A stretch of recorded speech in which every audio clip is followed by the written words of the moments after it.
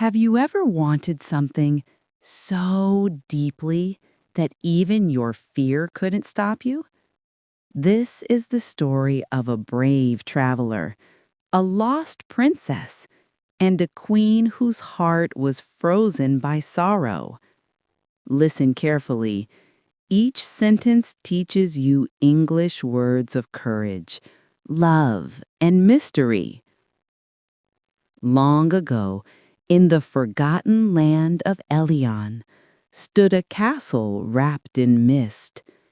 Inside lived Queen Seraphina, wise, beautiful, but broken by the memory of her lost king. Her daughter, Princess Leora, was gentle as moonlight, yet the queen, afraid of love and betrayal, locked her away in a tower of silver stone.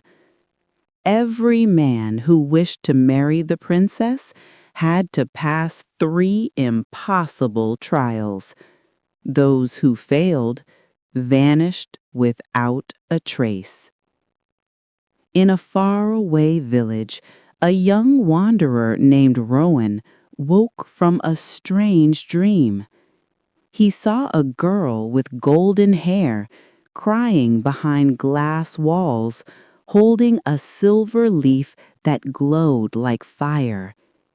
She whispered, "Please, find me before the moon forgets my name."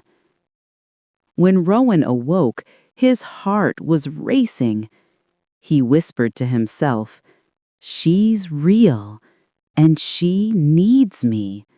Rowan's father, an old carpenter, begged him not to go. The queen's tests destroy every soul who tries. But Rowan said, "Father, even if I fail, I will know I tried for something true." So, with only a small pack and his courage, he set off toward the cursed castle. On his way, he met strange companions, each one unique, each one holding a secret gift. The first was a man sleeping beside a mountain. When he snored, the ground shook. "What are you doing?" asked Rowan. "Eating dreams," said the man. "I get full easily." Rowan smiled and offered him bread. "Then join me. We'll chase something better than food." The man grinned. "Call me Boulder." A few miles later, Rowan met a quiet figure, with one ear pressed to the ground. "What are you doing?" Rowan asked. "I'm listening to the earth breathe," he said softly. "I can hear the heartbeats of forests and the sighs of mountains." Rowan's eyes widened. "Can you hear the princess?" "Yes," said the man. "She's crying behind stone and silver." "I'll follow you." "Call me Echo," he added. Then Rowan met a tall woman with long, vine-like arms. She was gently touching clouds. "Can you reach anything?" he asked. "Almost anything," she smiled. "Then come with me," said Rowan. She nodded. "Call me Willow." Soon after, they found a boy sitting in a field of mirrors. His eyes glowed like stars. "I can see through walls and into time," he whispered. Rowan bowed. "Then you are our sight." "Call me Glint," said the boy.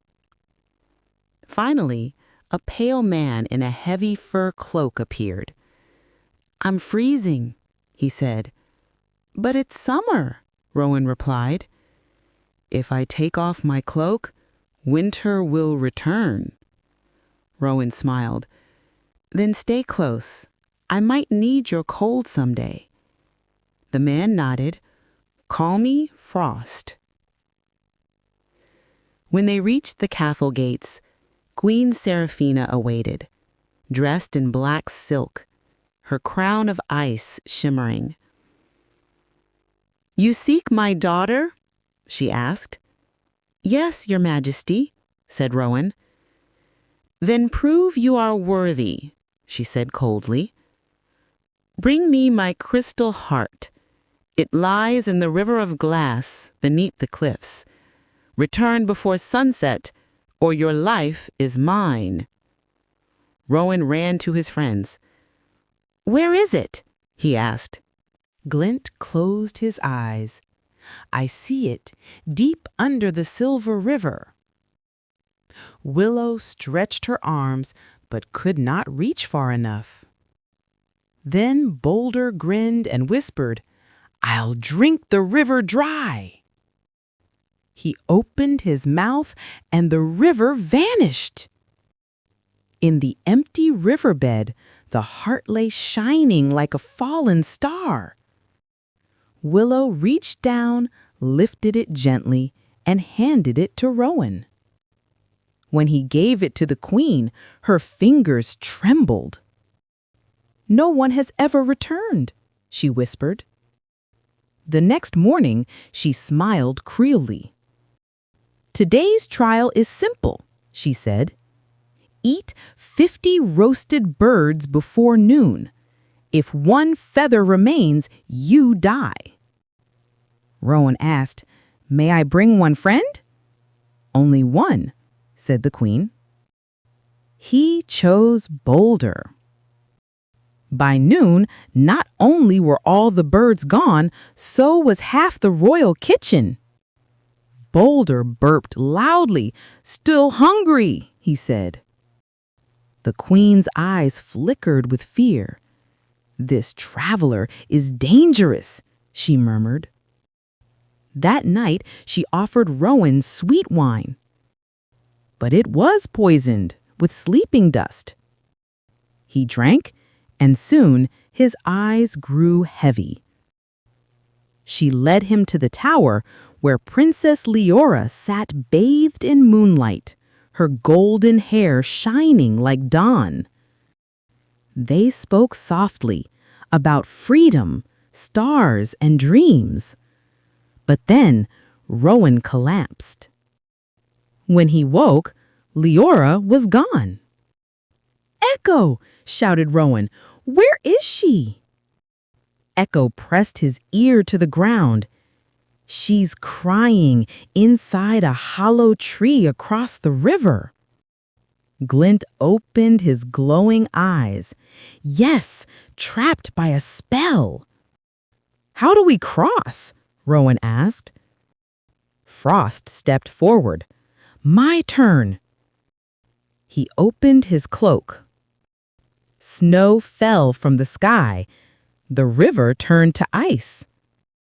They ran across the frozen bridge, and Willow used her long arms to pull the princess free from the cursed tree.